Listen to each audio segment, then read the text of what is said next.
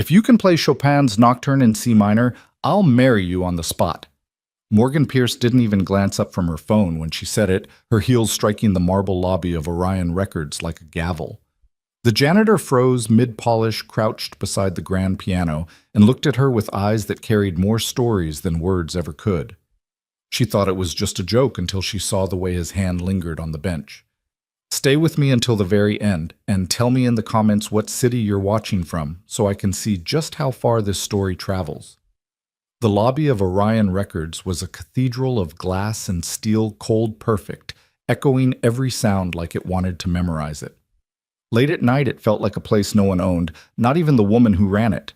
Morgan Pierce strode in, phone in one hand, espresso in the other. She barely noticed the janitor kneeling beside the grand piano, his broad shoulders hunched as he polished its legs like he was tending to something sacred. The instrument gleamed under the pendant lights, a relic in a world that preferred streaming numbers to real music. Without looking up, she tossed out the words like they meant nothing. If you can play Chopin's Nocturne in C minor, I'll marry you on the spot. Her heels clicked toward the elevator, and for a moment there was only the soft swish of cloth against wood. Then she heard it, his voice low and steady. I heard you, he said. But that's not a piece you play because someone dares you. That made her stop. Slowly she turned. The janitor's eyes were an odd gray-green, steady but unreadable. He didn't move except to fold the cleaning cloth in his palm, each corner aligned with the precision of a soldier folding a flag. So you do know it, she said, eyebrow lifting. He didn't answer, just returned to polishing the quiet between them, stretching until it felt deliberate. Morgan let out a dry little laugh, the kind she used in boardrooms when someone underestimated her. Didn't think so. She didn't understand why she said it. Maybe it was the silence or the absurd romance of that piano gleaming in an empty lobby. Maybe it was the way he looked at the instrument not as office decor, but as if it remembered him. The elevator doors slid open and she stepped inside without looking back. Hours later, when the last badge swipe had cleared the building, Daniel Cross sat on the bench. His fingers hovered over the keys, not pressing, just resting like they were waiting for permission. He closed his eyes. No music came, only the kind of silence that had shape weight and memory. The next morning, Morgan was halfway through her coffee when she caught herself staring across the glass wall of her office at the piano in the lobby. A faint smudge barely there caught the light. She remembered the way his hand had rested there, the stillness in his eyes. Jennifer, she said, cutting her assistant off mid-sentence. Who's the overnight janitor, Daniel Cross? Started 6 months ago, third shift. Why Morgan didn't answer. She just glanced back at the piano and pretended it didn't matter. That night she worked late. The building had that rare kind of quiet you could feel in your bones. Drawn downstairs without knowing why she found him again, kneeling at the piano, polishing the brass pedals. I owe you an apology, she said, stepping closer. He didn't look up. For what? For being condescending. That Chopin comment. His hands slowed. Most people wouldn't remember. I remember everything she said softly. Daniel straightened, meeting her eyes. Then remember, this Chopin isn't a party trick. It's a prayer. Something in her chest tightened, though she didn't know why. She tilted her head. You speak like someone who's played him. I've played a lot of things, he replied. Doesn't mean I still do. Why not? He hesitated, cloth still in his hand. Because some things stop belonging to you when you stop needing them to survive. Morgan didn't know it yet, but those words were going to follow her for a very, very long time. Morgan told herself it was nothing, just a late-night conversation with a man who knew too much about Chopin to be scrubbing brass pedals for a living. But the words he'd left her with, some things stop belonging to you when you stop needing them to survive, slid under her skin and stayed there like a splinter she couldn't quite reach. 2 days later, she found herself in the lobby again, long after most of the building had gone dark. The security guard raised an eyebrow when she passed. Working late again, he asked. She muttered something about deadlines and kept walking, but the truth was, she wasn't sure why she was there. The piano sat in its usual place, gleaming under the pendant lights. She slowed her steps, scanning for him. No janitor cart, no steady rhythm of cloth over wood. The silence felt heavier without him in it. She lingered a moment, then went upstairs, annoyed at herself for caring. The following night, she stayed later than usual, not because she needed to finish contracts, but because the building's emptiness had started to feel expectant. Around midnight, she headed down to the lobby again, telling herself she was only passing through. This time, he was there. Daniel knelt on the marble floor, polishing the piano's legs with a small, deliberate movement, his head bent as if in prayer. She hesitated, then walked toward him. "You weren't here last night," she said. He looked up briefly. "Had to cover another floor." The conversation should have ended there, but instead she found herself asking, "How long have you been doing this janitorial work?" "Yes, about 8 years." He didn't sound ashamed. If anything, he spoke with the quiet confidence of someone who no longer explained himself. "That's a long time to be doing something you don't care about," she said. Daniel's mouth curved in something between a smile and a smirk. "You think you can tell what I care about? I think I can tell when someone's meant for more than this," she replied, her voice low, almost defensive. He set the cloth aside, leaned back on his heels, and studied her. "Maybe more looks different from where I'm standing." There was no challenge in his tone, no bitterness, just truth. It disarmed her in a way boardroom arguments never could. Morgan crossed her arms, unwilling to be the one to look away first. "I saw you leave something on the piano the other night," she said finally. A flicker passed over his face, gone as quickly as it came. "Did you 4 bars?" she said. "Handwritten." It stopped mid-phrase. "Most things do," he murmured. She stepped closer, tilting her head. "You wrote it, and if I did, then I want to hear the rest." He shook his head slowly. "It's not finished. Maybe it's waiting for someone to finish it with you," she offered. His eyes held hers for a moment like he was measuring the weight of her words. Then without answering, he picked up the cloth again and resumed his work as if the conversation had never happened. The next morning, she couldn't stop thinking about that half-written melody. She had meetings stacked back to back, a marketing crisis on the West Coast, and yet her mind kept drifting to a folded page of notes abandoned on a music stand. By early evening, she found herself pulling up old concert archives on her laptop. Names and dates scrolled past until one photo made her stop. It was grainy, taken from the back of a small concert hall. A young man sat at a grand piano posture, straight hands poised over the keys. The caption read, "E. Cross Finalist, St. George Classical Showcase, 2005. Considered a rising star. Disappeared from the circuit in 2009. Her coffee went cold.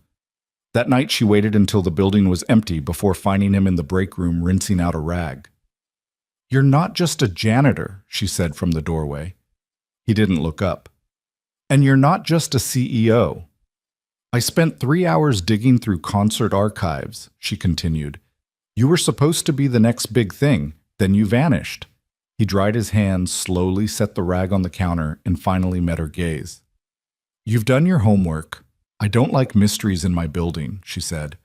"I'm not a mystery," he replied. "I'm just a man doing his job." "No," she said, stepping closer. "You're a man hiding, and I want to know why." For a long moment he said nothing. Then he leaned against the counter, arms crossed loosely, as if deciding whether she could handle the truth. "You ever lose everything that made sense to you in one moment?" Morgan didn't answer. "You train your whole life to master something." He continued. "You breathe it, sleep it, bleed for it. Then one day it stops being enough, not because you're not good, but because life hands you a new sheet of music and says, 'Play this instead.'" "What was the moment?" she asked. His voice softened.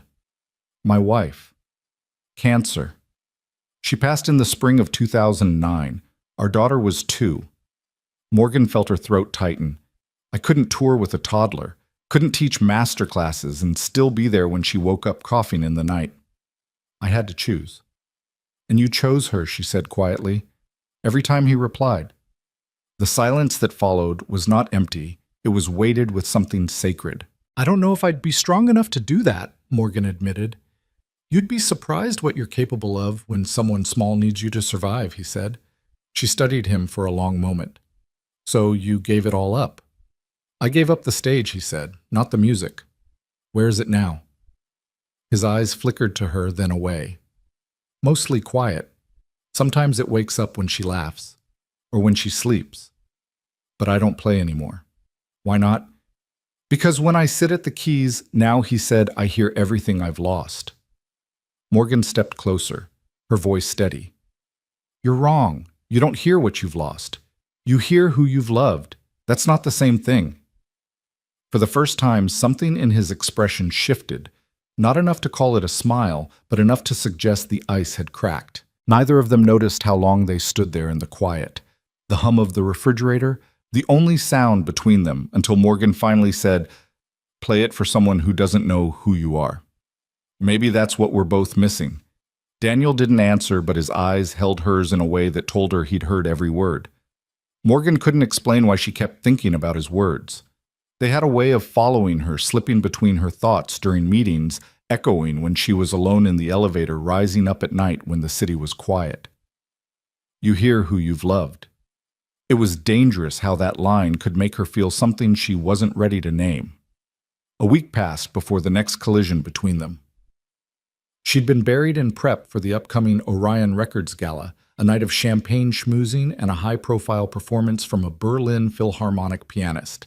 The event was meant to be flawless. Then 3 hours before the curtain rose, her phone rang. The pianist had been in a car accident, minor injuries but enough to send him to the hospital. Her event team scrambled for a replacement, calling every agent they knew. The best they could manage on such short notice was a local performer who couldn't arrive until midway through the evening.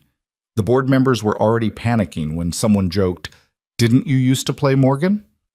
Just do the opening piece yourself." They expected her to laugh it off. Instead, she smiled tightly and said, "I'll handle it."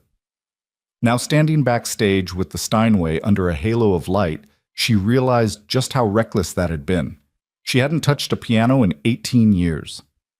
4 hours in a practice room earlier that afternoon had done nothing but remind her how stiff her fingers felt, how uneven her tempo was.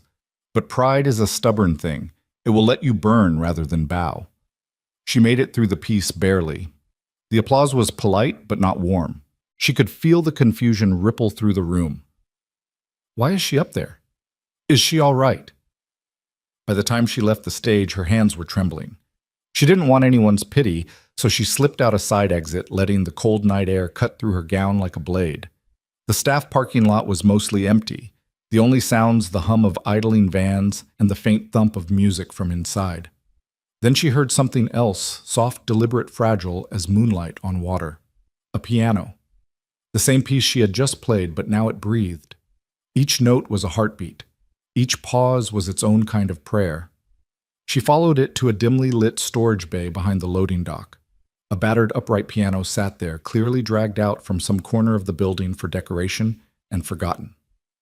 Daniel was at the bench, eyes half-closed posture, straight fingers moving with an ease she hadn't seen in anyone for years. She didn't speak. She didn't have to. He knew she was there. She could tell by the way his shoulders changed the slight lift of his head before the final chord faded into the shadows. "I thought you left," he said quietly. "I did," she replied. "Then you played." He rose slowly, brushing imaginary dust from his sleeves. "Bach." She nodded. "My choice tonight." "You rushed the transitions in the middle," he said matter-of-factly. "Your hands got stiff, too much tension in the shoulders. You were listening, you were shouting, Morgan, not playing." The words stung not because they were cruel, but because they were true. She stepped closer. "How did you know the piece I played at once?" he said, after a pause. "For someone who mattered a long time ago." "You're not just a janitor, are you?" she asked softly. "No more than you're just a CEO. We all hide in uniforms." There was something in the way he said it that made her stop breathing for a second. She wanted to ask him why he'd given it up, why he was here instead of in a concert hall. But she already knew. He had told her before life had handed him a different score. "Why are you here?" she asked instead. "Why spend your nights cleaning floors, polishing pianos, hiding backstage?" "Because life is a thief," he said without looking at her. "It takes what you love and leaves you with what you need to survive. And sometimes survival looks like pushing a mop." Her throat tightened. "That's a poetic way of saying you gave up." He turned to her, then his gaze steady. "I didn't give up. I gave everything." There's a difference. She saw it clearly now, the man who could play but had chosen not to. Not because he'd lost his gift, but because someone had mattered more. The thought lodged itself deep in her chest. You should have been on that stage tonight, she said. It wasn't my place, he replied. Then where is your place, she asked, taking a step closer. He hesitated, something flickering behind his eyes. Grief, maybe, or something older. My place is beside the person who needs me most. She didn't know what to say to that. For a moment, they just stood there, the dim light casting their shadows across the battered piano.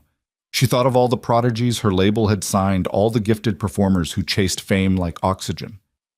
And here was a man who had played something she couldn't forget, and then walked away like it was nothing, or maybe like it was everything. That night she couldn't sleep. Her penthouse felt too large, too silent. She found herself searching through old databases, concert programs, anything that might connect Daniel Cross to the music world she once knew.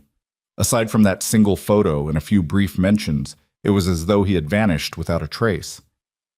The next evening, long after most of the office had gone home, she returned to the lobby.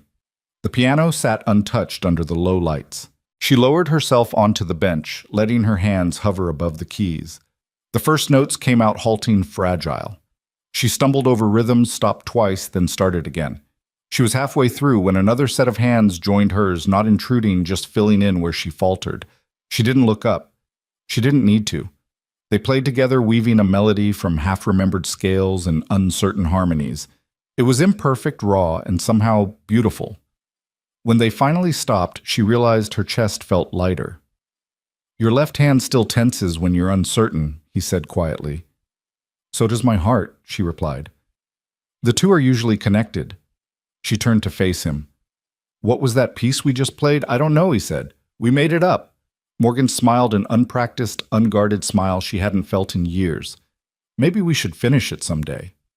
Daniel's eyes softened. Maybe we already started. Morgan didn't plan to see him outside the building. She told herself their strange, wordless duet at the piano was just a moment, one that would fade like everything else in her overscheduled life. But 3 nights later, she was sitting across from Daniel Cross in a corner booth of a small diner 2 blocks from Orion Records, her blazer draped over the back of her chair, a plate of untouched fries between them. It had started as an accident. She'd stayed late again, reviewing contracts until the cleaning crew rolled in. Lily, his daughter, had been waiting near the lobby, coloring quietly while Daniel finished his shift.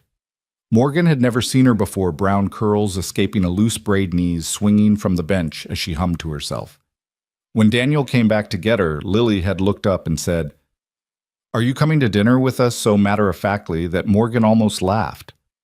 "I don't," she began, but Lily had already slipped her small hand into hers and pulled her toward the door. And somehow Daniel hadn't stopped her. Now the 3 of them sat in a booth with mismatched cushions, Lily working her way through a grilled cheese while Daniel sipped black coffee. He wasn't a man who filled silences unnecessarily, but this one felt different. "She's got your eyes," Morgan said quietly. Daniel glanced at Lily, a faint smile tugging at the corner of his mouth. "She's got her mother's stubbornness." Lily looked up at them, sensing she was part of the conversation, but not quite catching the meaning. "I'm not stubborn. I'm determined." Daniel chuckled, and Morgan felt the sound settle into her chest in a way she hadn't expected. After dinner, Lily insisted she wanted to show Morgan something important. Daniel didn't argue, just led them through narrow streets until they stopped in front of a modest apartment building. Inside the hallway smelled faintly of cinnamon and old books. The apartment itself was small but warm, the kind of place where nothing was expensive, but everything had a purpose. The upright piano sat beneath the living room window, sunlight pooling over its worn keys. Framed sheet music lined the wall above it, and a second-hand bookshelf sagged under the weight of classical scores and children's books.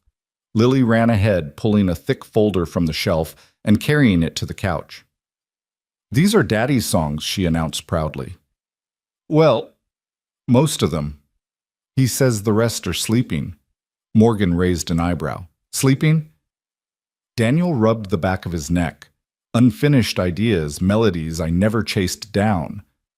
She took the folder, gently flipping to the first page. Notes spiraled across the staff like a thought half-formed, ending abruptly mid-phrase. "You wrote this a lifetime ago," he said. "It's beautiful," she murmured, tracing the final measure with her fingertip. "But it stops too soon."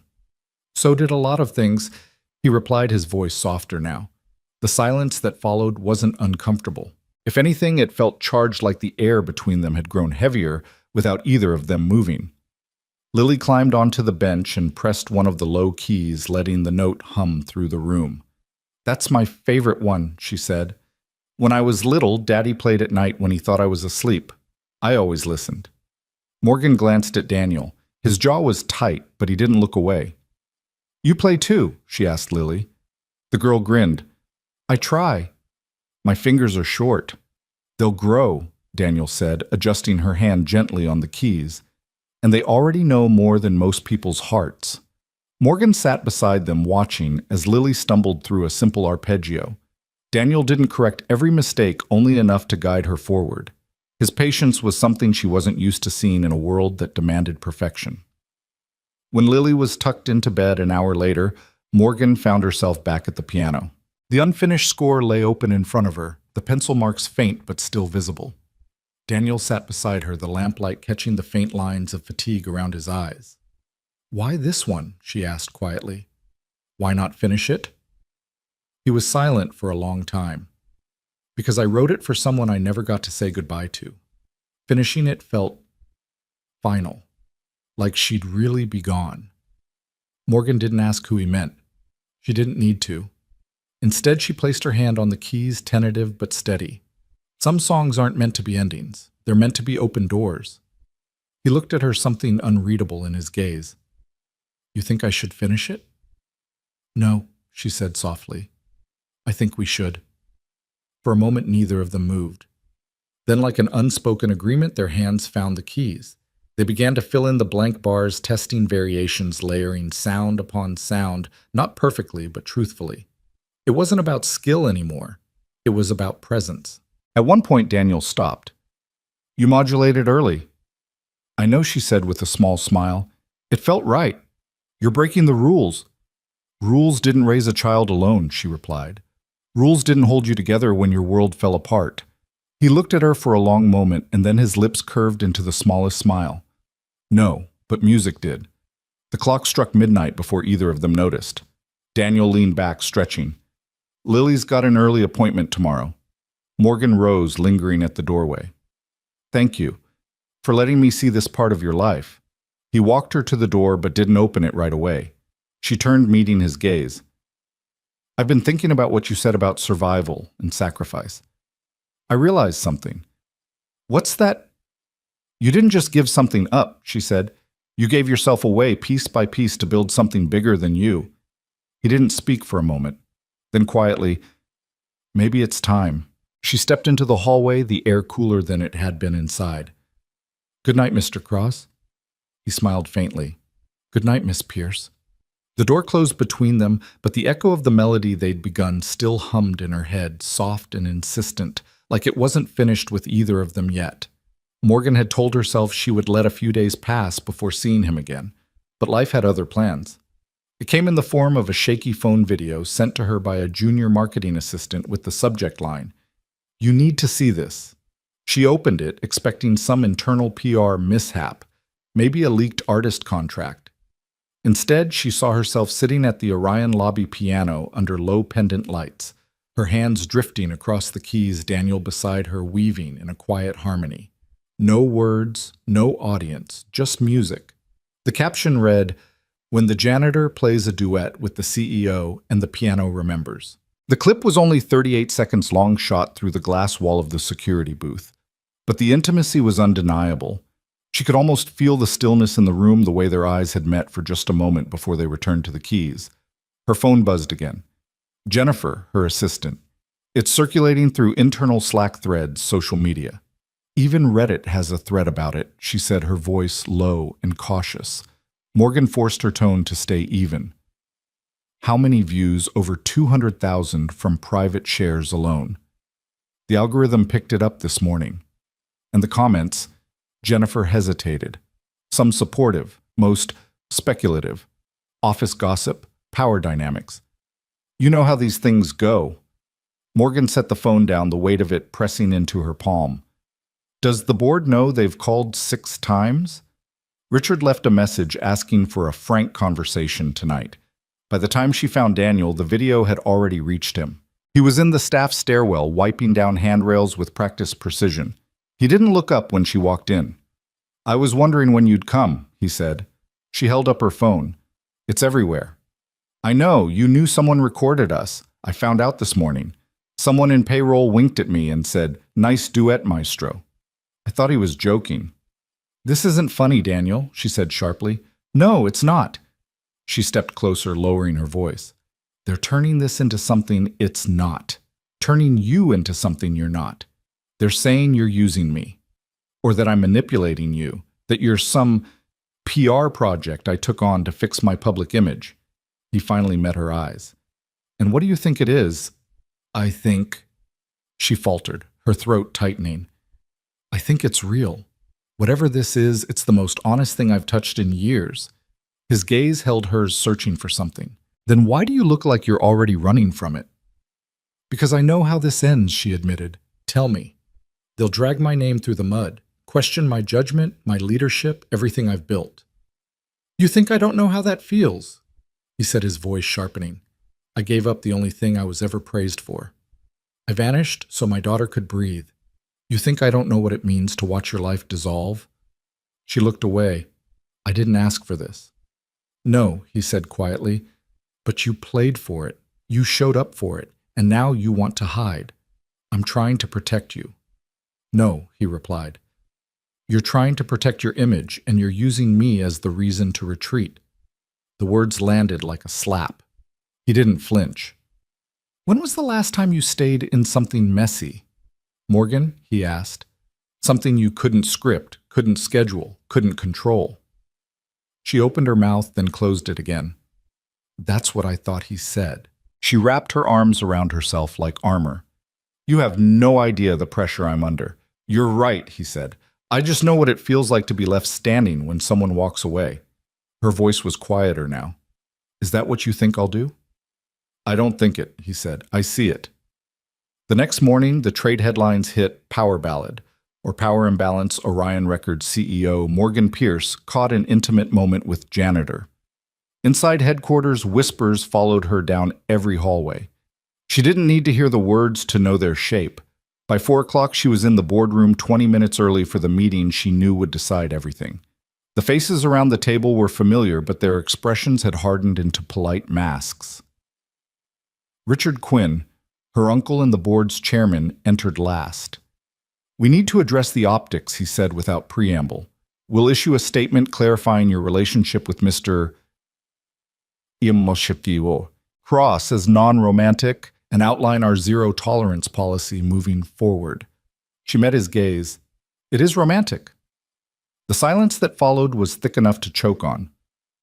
"I'm not going to lie to make you comfortable," she continued. "I sat at that piano because I felt something real. I'm not ashamed of it." "This could cost the company millions," Richard warned. "Then maybe we should ask why we've built something so fragile that a single moment of humanity can shake it." "You're making a mistake," he said. "No," she said quietly. "For once, I'm choosing something else."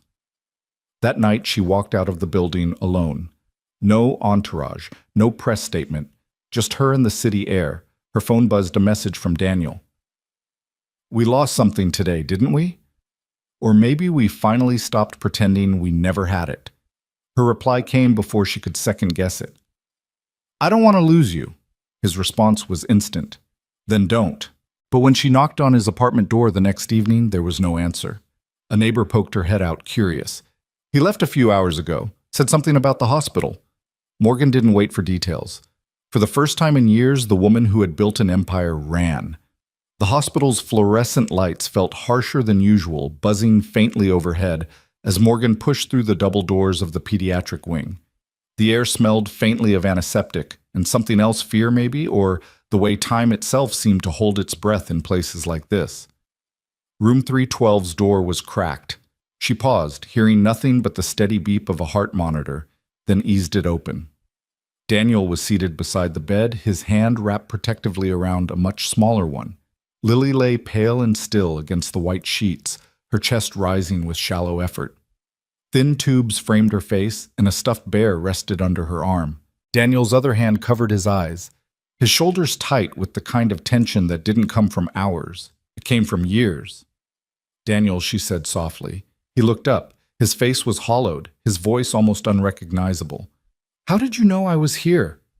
"Your neighbor," she replied. "You didn't answer my text." "Sorry," he murmured. His gaze fell back to Lily.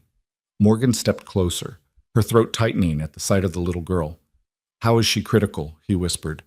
The attack hit harder than usual. Her oxygen dropped so fast they had to intubate before I could even process what was happening. "Is she awake?" She was. She kept asking for the song, the one we were writing together. His voice cracked. "I promised I'd finish it for her, but I... He swallowed hard. "I couldn't." Morgan reached for his hand, her own fingers cold. "Then we'll finish it now." He looked at her, tears threatening but refusing to fall. "You think she'll hear us?" "I think love travels," she said, "even through glass and wires and beeping machines, especially then." They sat side by side, no piano between them, just Lily's blanket beneath their hands. They tapped the rhythm softly into the fabric, humming the melody they'd been building together, Daniel's low harmony weaving around her softer thread. The hospital seemed to fade until there was nothing left but the two of them and the little girl lying between them. Halfway through, Daniel's voice, rusty from years of silence, began to sing. The sound was rough, but it carried a truth that made Morgan's eyes sting. She joined him without thinking, their voices finding each other in the small, sterile room. When they finished, there was no applause, no audience, just the faintest twitch of Lily's fingers against Daniel's palm. She heard as Morgan whispered, her lips trembling into a smile. A few hours later, a doctor came in, expression measured but kind.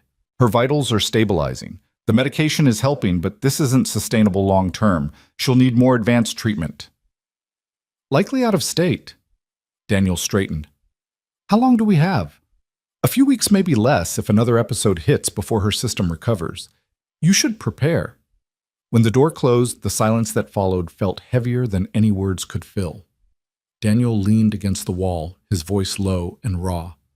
"I can't afford Boston. I can't even afford a second ER visit." Morgan stepped forward. "Then let me help." "I can't ask you for that." "You didn't ask," she said. "I'm offering." His eyes searched hers, pain flickering in every line of his face. "Do you know what it feels like to have your dignity measured in invoices?" She reached up her hand, brushing his cheek. "Do you know what it feels like to have money and still feel useless?" That stopped him. "I've sat in boardrooms making million-dollar decisions while my soul begged for something real." She continued softly. "Don't rob me of the chance to finally give something that matters." He didn't answer with words. Instead, he pulled her into an embrace, fierce, silent, uncalculated. Not romantic in that moment, just human. Two people holding each other at the edges of fear. The next day, Morgan cleared her schedule without hesitation. She called every contact she had in pediatric cardiology, leaned on old favors, and donated anonymously to the hospital foundation to fast-track Lily's transfer. But she didn't just sign checks. She sat with Lily, told her stories about women who wore crowns and fought dragons, read her music notes like fairy tales, and brought coloring books and noise-canceling headphones so the constant beeping wouldn't wear her down. Slowly, the room began to smell less like fear and more like crayons paper, and the faint trace of cinnamon from the tea Daniel always brewed in the corner. 3 days later, the call came. Lily was approved for transport to Boston Cardiac Center. The specialist team would take her within the week. That evening, Morgan returned to Orion Records for the last time. The board had already made their decision. They called it a mutually agreed transition. She called it the price of honesty. Her office, once a fortress of ambition, felt strangely hollow as she packed a single box, some framed photos, a worn leather notebook, and tucked under her arm Daniel's old composition folder. Jennifer appeared in the doorway holding a manila envelope. "These came in the mail today." Morgan frowned. "What is it, fan letters?" "From people who saw the video."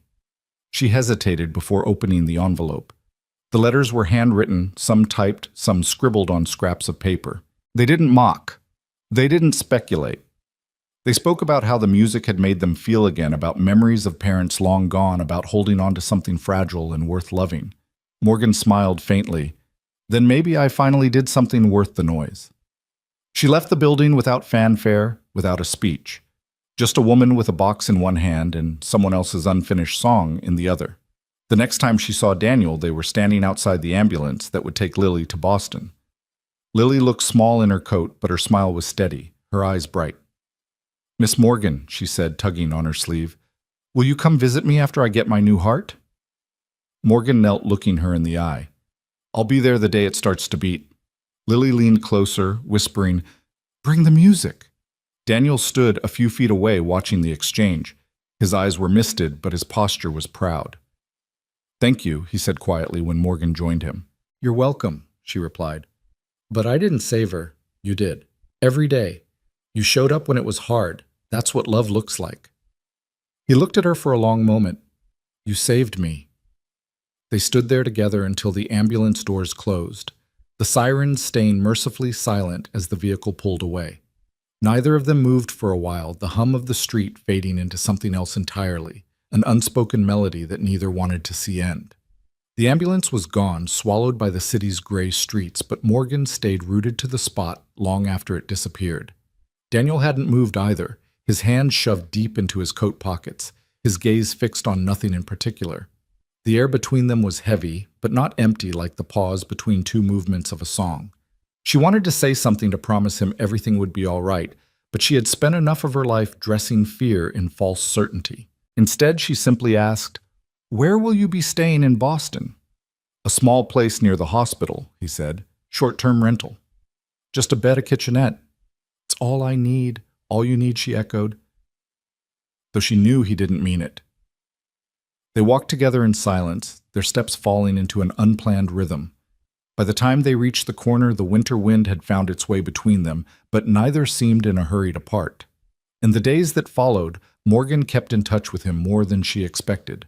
She sent him updates from her contacts at the hospital, arranged for the first month's rent on his Boston apartment without telling him, and even had groceries delivered to the address he gave her just in case you forget to eat. He protested, of course, but she brushed it off every time. One evening, as the week drew to a close, she stopped by his apartment to drop off Lily's forgotten sketchbook. The hallway smelled faintly of cinnamon again, and she could hear the low hum of a kettle from inside. When he opened the door, there was something softer in his expression than she'd seen before. Not relief exactly, but a quiet gratitude that made her chest tighten. "You didn't have to come all the way here for that," he said, taking the sketchbook from her hand. "I wanted to," she replied. Lily appeared from the living room wearing a sweatshirt that looked 2 sizes too big a smile lighting her face despite the fatigue lingering in her eyes. "You came back," she exclaimed, wrapping her arms around Morgan's waist. Morgan laughed and hugged her back. "Of course I did. You have to show me the song title you picked." Lily dashed off to fetch a folded piece of paper, then returned with the kind of seriousness only a child could manage. She opened it to reveal bold, colorful letters, "The Song That Never Sleeps." Daniel raised an eyebrow. "Her naming skills are dramatic." "No," Morgan said, smiling. "She understands something most composers forget, that real music doesn't end when the notes stop." They gathered around the piano again, this time in daylight. Lily climbed onto the bench, her posture surprisingly poised, fingers resting lightly on the keys. Daniel adjusted her wrist with the care of a craftsman, his voice low as he asked, "Ready?" She nodded and began, her left hand carrying a rhythm slightly off the expected pattern. Morgan tilted her head. "You hear that? She's playing in 3s, not 4s. Lily gave a small shrug. "It's just there if you listen with your eyes closed." Daniel grinned. "She's got what the teachers used to call an absolute ear, knows when a note is even a quarter tone sharp." Morgan crossed her arms, watching the little girl work through a broken arpeggio like she was unlocking a map only she could see. "You didn't tell me she was gifted." "She's not a trophy," Daniel said. "She's just Lily." Morgan met his eyes. "That's the most beautiful thing a parent can say." After practice, Lily curled up on the couch with a sketchpad drawing pianos with wings and music notes shaped like hearts. One of the figures was a woman with flowing red hair wearing a crown. Across the top in large letters it read, "Queen Morgan." Morgan laughed when she saw it. "I've never been royalty before." "You wear high heels like a queen," Lily said simply. Daniel came in with 2 mugs of tea, setting them down with a quiet smile. "She only calls people queen when they make her feel safe." Morgan blinked. That's a high compliment. She doesn't say it often, he said. His voice was even, but there was a shadow behind it. Lily looked up from her drawing. I used to call Mommy that too. The room went still not awkward, but reverent. Morgan sat beside her and brushed a strand of hair from her forehead. She sounds like someone who left a lot of love behind. She did, Daniel said from the doorway. His voice wasn't broken, but there was an ache in it softened only by time. Later, when Lily went to her room for a nap, Morgan wandered to the bookshelf. Her fingers traced worn bindings, old concert programs, photographs of park days and birthday cakes. One book caught her attention, a faded journal with a red ribbon marking the middle. She opened it to find pages of music, but also words. Lyrics raw and unpolished with notes scribbled in the margins. A single phrase repeated again and again in different corners of the pages. What we lose becomes what we love deeper. You wrote lyrics too, she said, turning toward him. Daniel, standing by the kitchen counter, nodded without looking up. You should finish these, she urged. I wrote them when Sarah was in the hospital, he said, his voice low. I couldn't fix her body, but I tried to give her a lullaby strong enough to stay behind. Morgan's throat tightened. Did you ever sing it to Lily once? She cried. Said it sounded like goodbye. Morgan closed the journal gently. Maybe now it could sound like home instead. He didn't answer right away. The kettle whistled softly, steam curling into the air between them. Finally, he said, She's getting worse. More attacks lately. Shorter breath. Her color fades faster. The doctors are talking about options, but I can't afford them. Morgan didn't reach for her checkbook. She didn't launch into solutions. She stepped closer and said, Then let me sit with you in the middle of that fear. You shouldn't have to carry this alone. He looked at her like he didn't quite know what to do with the words. I'm not used to people standing still when things get hard. Then I'll be the first, she whispered. When she finally left that night, Lily stirred from her nap just enough to whisper, Will you play that half-finished song again tomorrow? The one Daddy started. Morgan smiled. Of course. As she closed the apartment door behind her, the echo of those words stayed with her. Not because of the music, but because of what Lily had said before slipping back into sleep, something Morgan didn't share with Daniel yet. I think that song is helping Daddy come back to life. The next morning, Morgan woke before sunrise, the city outside her window still wrapped in the gray hush of early winter. She tried to push thoughts of Daniel and Lily aside, but they clung to her like a stubborn refrain. The way Lily had leaned against her during the piano lesson, the way Daniel's eyes softened when his daughter played it, was as if she'd been given a glimpse into a world where everything was smaller, but somehow infinitely more important. By noon, she was back at Orion Records, though she had no real reason to be. Her office felt like a ghost of the life she'd been living, the polished desk and framed awards suddenly meaningless in a way she hadn't expected. She sat there for nearly an hour before deciding she couldn't stay in that space any longer. When she arrived at Daniel's apartment later that afternoon, the hallway was too quiet. She knocked twice. No answer. Just as she was about to leave, the neighbor from before peeked her head out. They went to the hospital, she said. Something about Lily's breathing. Morgan didn't even thank her before she was already moving. At the hospital, she found them in the pediatric wing again, room 312. Daniel sat slouched in a chair, elbows on his knees, his face in his hands. Lily was propped up in bed, pale and small, her breaths coming in shallow pulls. What happened? Morgan asked, her voice low as she stepped inside. Daniel lifted his head, exhaustion etched deep into his features. She had another attack. This one came on fast. They've stabilized her for now, but he trailed off, shaking his head. Morgan crossed to the bed, taking Lily's hand gently. Hey, sweetheart, you scared us. Lily gave the faintest smile. I want the song, she whispered. Daniel's throat worked, but no sound came out. I can't, he began, but Morgan cut him off softly. Yes, we can. They moved to either side of the bed, tapping the melody out on the blanket just as they had before. Morgan began to hum the first line, Daniel, joining a beat. Later, their voices blending into something that felt less like music and more like a lifeline. Lily's eyes fluttered shut, her breathing evening out with each note. When they finished, the room was silent except for the steady rhythm of the heart monitor. Daniel stared at his daughter like she was something both fragile and indestructible at the same time. A doctor entered, glancing between them. She's stable for now. But we can't keep doing this in cycles. She needs surgery and she needs it soon. There's a facility in Boston, the best pediatric cardiac team in the country. I'll make the referral, but there are costs. Logistics. We'll make it work, Morgan said before Daniel could speak. Outside in the hallway, Daniel turned to her, his voice rough. Don't do this.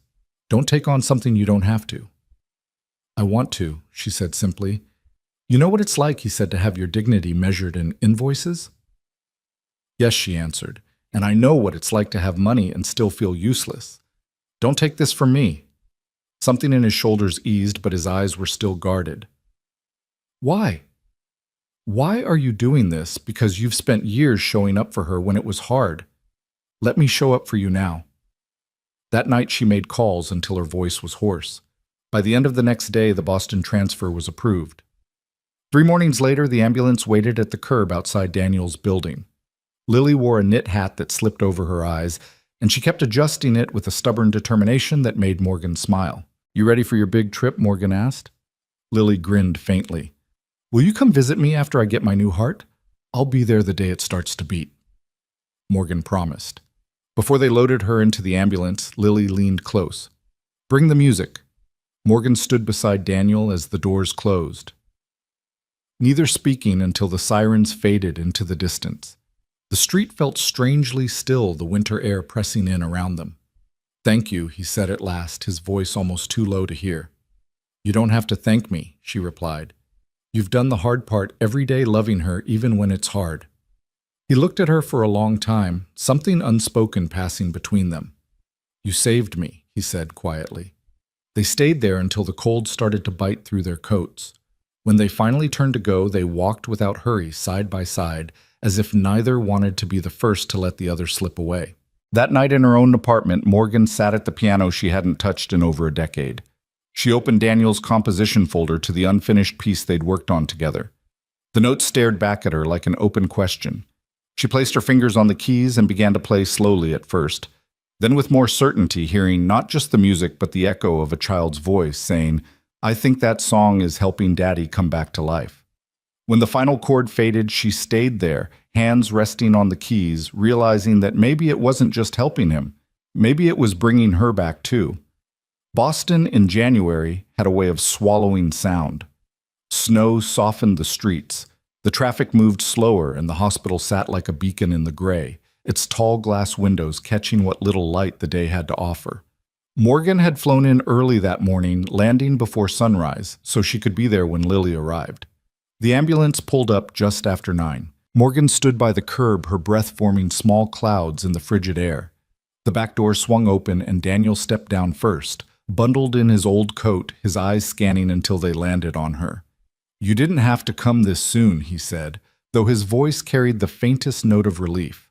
I told her I'd be here the day she got her new heart, Morgan replied. I keep my promises. Lily was next, her knit hat pulled low over her forehead, the same one she'd worn when she left New York. Her smile broke through the cold as soon as she saw Morgan. You made it. Of course I did, Morgan said, leaning down so they were eye level. You didn't think I'd miss this, did you? Inside the hospital, air was warm and too clean, the faint smell of disinfectant clinging to everything. They followed a nurse through winding hallways to a private pediatric room. Morgan set Lily's sketchbook on the bedside table before she even took off her coat. I brought the music, she said. Lily's eyes lit up. Good. We have to finish it before the surgery. Morgan glanced at Daniel, but he was already pulling the composition folder from his bag. He laid it open on the small hospital desk, smoothing the creased pages with hands that trembled only slightly. For the next hour, the 3 of them worked through the melody in hushed voices, Lily tapping rhythms on the blanket while Daniel and Morgan debated soft phrases versus sharp ones. Every so often, Daniel would stop mid-thought to glance at the monitor above Lily's bed, and Morgan would catch the flicker of worry he tried to hide. When a nurse came in to check Lily's vitals, Daniel stepped into the hallway. Morgan followed, leaning against the wall beside him. She's stronger than she looks, Morgan said quietly.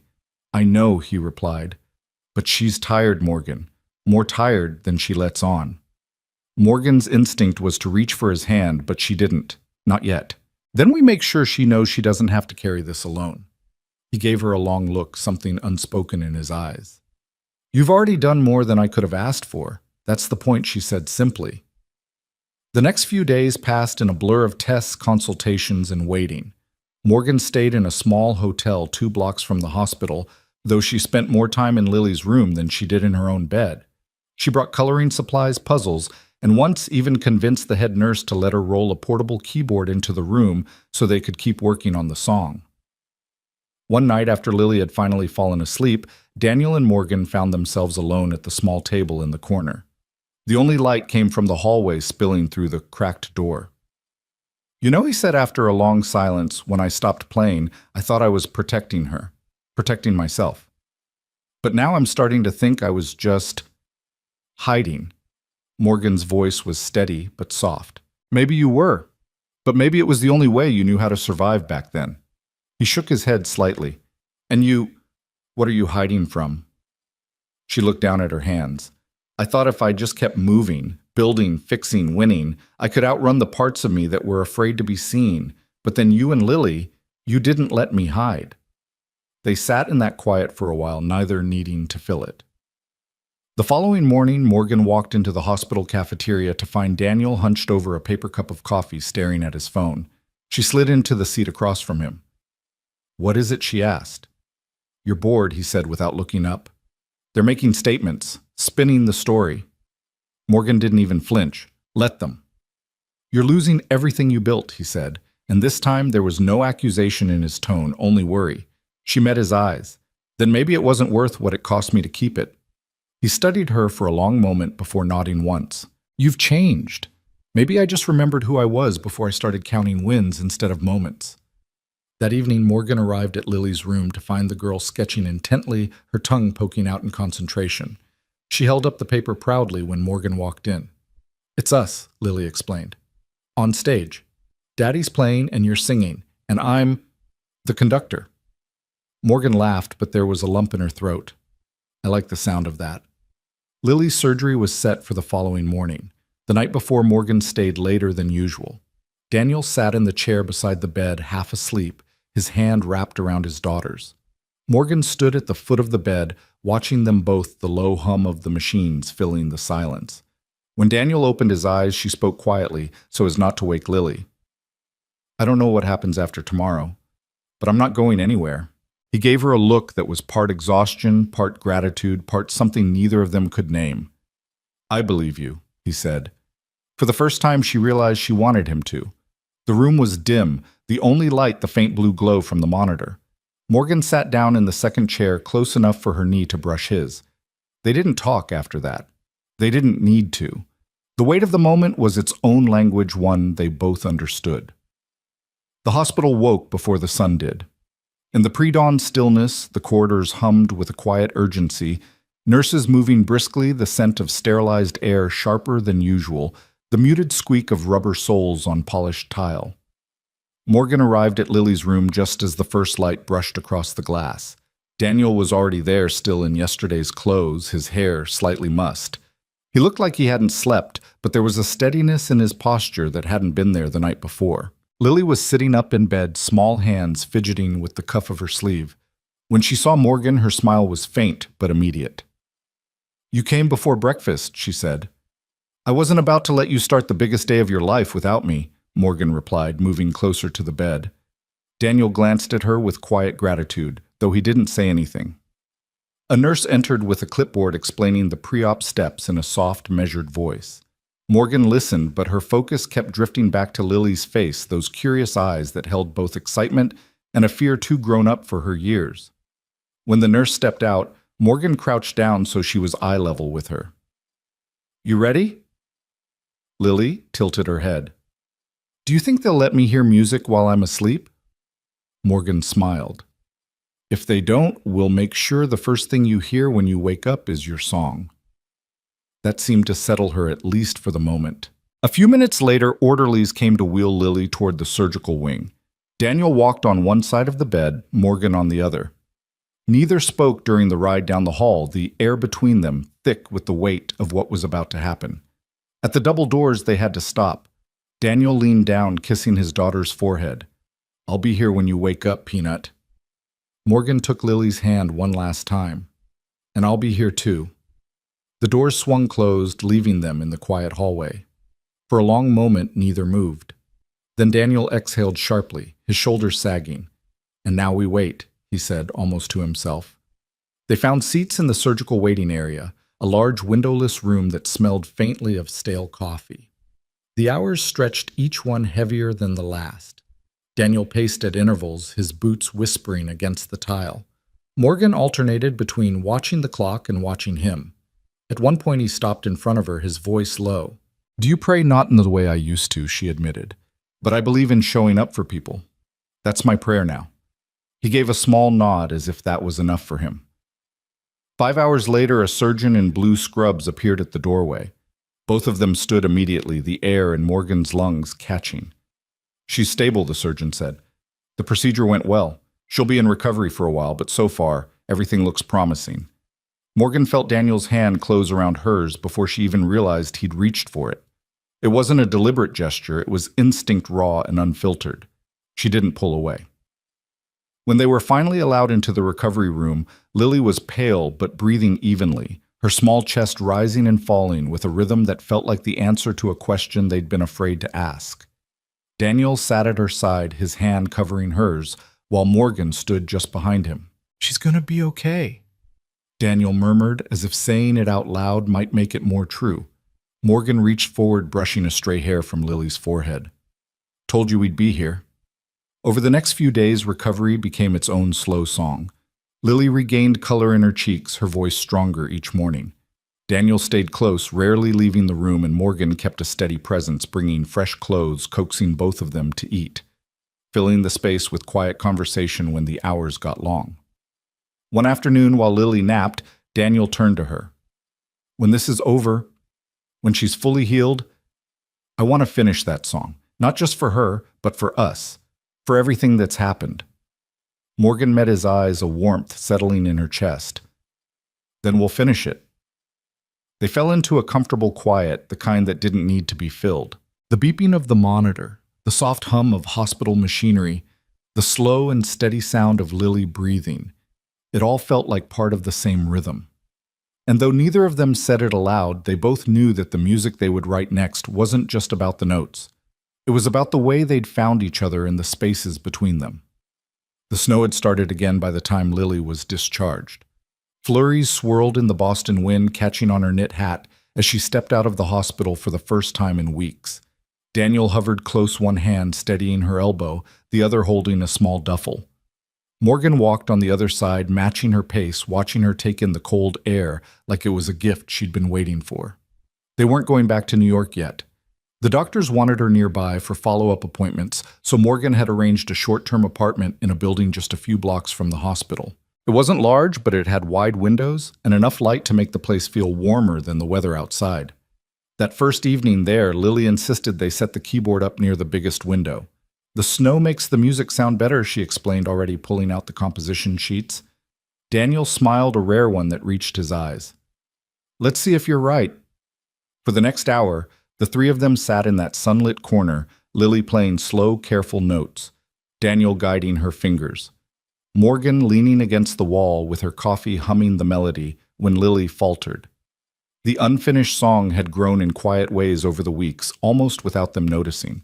It wasn't Chopin's Nocturne anymore. It was something entirely theirs. After Lily went to bed, Morgan lingered in the kitchen, rinsing mugs while Daniel straightened the music sheets. He looked up at her after a moment. "I don't know how to thank you for all this." "You don't have to," she replied, drying her hands. "I didn't do it to be thanked." He hesitated, then said, "Still, you changed everything, for both of us." Morgan's gaze softened. "You changed me too, Daniel. I didn't think I needed anyone. Turns out I was wrong." They stood there for a moment, the only sound the low hum of the radiator. The next morning, Lily's follow-up went well. The cardiologist was pleased with her progress, and for the first time in months, Daniel walked out of a doctor's office with his shoulders relaxed. Morgan caught the look on his face and smiled. Feels different when they give you good news, doesn't it? He chuckled quietly. Like I can finally take a full breath. They celebrated that night with takeout from the small Italian place down the street. Lily ate half her pasta before leaning back and declaring, "When we go home, I want to have a concert. For everyone who helped us." Daniel raised an eyebrow. Everyone. Everyone. Lily repeated, eyes shining. We'll play the song. The whole song. Morgan laughed. I think that's the best idea I've heard in a long time. Over the next week, the apartment filled with more music than conversation. Lily grew stronger each day, her fingers more confident on the keys. Daniel played alongside her sometimes, but Morgan noticed that more often he'd just listen. Really listen, like he was trying to memorize the sound of his daughter's joy. One night, after Lily had gone to bed, Daniel stayed at the piano, running his hands over the keys without pressing them. Morgan joined him, sitting on the bench beside him. Remember when you told me some things stop belonging to you when you stop needing them to survive? She asked. He nodded slowly.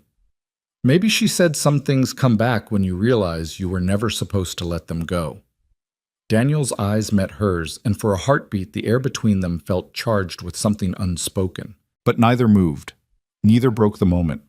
Instead, he smiled faintly and began to play a soft, tentative run of notes that would grow into the next part of their song. Morgan stayed there listening until the snow outside blurred the edges of the city lights, and the only thing left in the room was the music. By the time spring found its way to Boston, the snow had melted into narrow streams along the sidewalks, and the air carried that first hint of warmth that made people linger outside a little longer. Lily's cheeks had color now, her step steady, her laughter quick to rise. The follow-up appointments had shifted from tense silences to nods of approval, and with each visit, Daniel seemed to stand taller. It was Lily's idea to hold the concert in the small community hall near the apartment. She'd been talking about it since the night she declared her plan over a plate of pasta, and Daniel, reluctant at first, had finally agreed when she looked at him with those wide, determined eyes. Morgan handled the details, reserving the space, setting up chairs, arranging for a small sound system. She even called the pediatric nurses to make sure they knew they were invited. On the night of the concert, the hall was filled with more people than Daniel had expected. Neighbors from both Boston and New York, staff from the hospital, even a few familiar faces from the building where they used to live. The room smelled faintly of coffee and baked goods from a table near the back, where Lily had insisted on setting up snacks for after. Backstage, though, it was really just a corner of the hall, separated by a curtain. Lily sat on a folding chair, her small hands clasped in her lap. She looked up at Daniel. "Do you think they'll like it?" "They'll love it," he said without hesitation, crouching down so they were eye level. "Because it's yours." Morgan appeared with a warm smile. "And ours," she added, holding up the final sheet of music they'd been working on for weeks. When it was time, Lily walked to the piano at the center of the room. The applause that met her was soft but full, the kind of sound that carries warmth more than noise. Daniel sat beside her on the bench, and Morgan stood at a microphone a few feet away, ready to hum the harmony.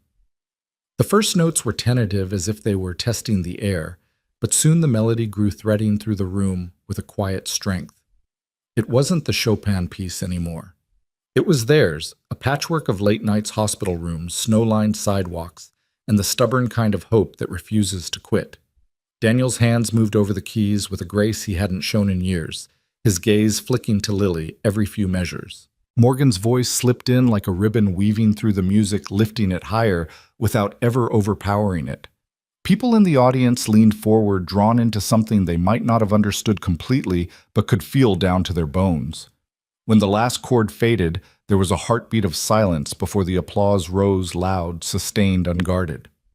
Lily's smile was wide enough to light the room on its own. She hopped down from the bench and wrapped her arms around both Daniel and Morgan at once. "We did it," she whispered. Afterward, people milled around, offering hugs and congratulations. A nurse from Lily's surgical team told Daniel she'd never seen a patient bounce back so fast. A neighbor pressed a small bouquet of daffodils into Lily's hands. As the crowd thinned, Daniel found Morgan by the piano, stacking sheet music back into its folder. "You know," he said quietly, "if you hadn't walked into our lives that day in the hallway, None of this would have happened. Morgan looked up at him, her expression unreadable for a moment. Then she said, "And if you hadn't let me in, I'd still be chasing things that never would have filled me." They stood there, the hum of conversation fading as the last of the guests filtered out.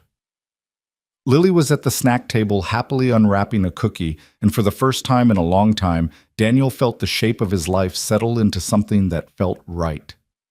When they stepped outside, the evening air was cool, the sky streaked with the last blush of sunset.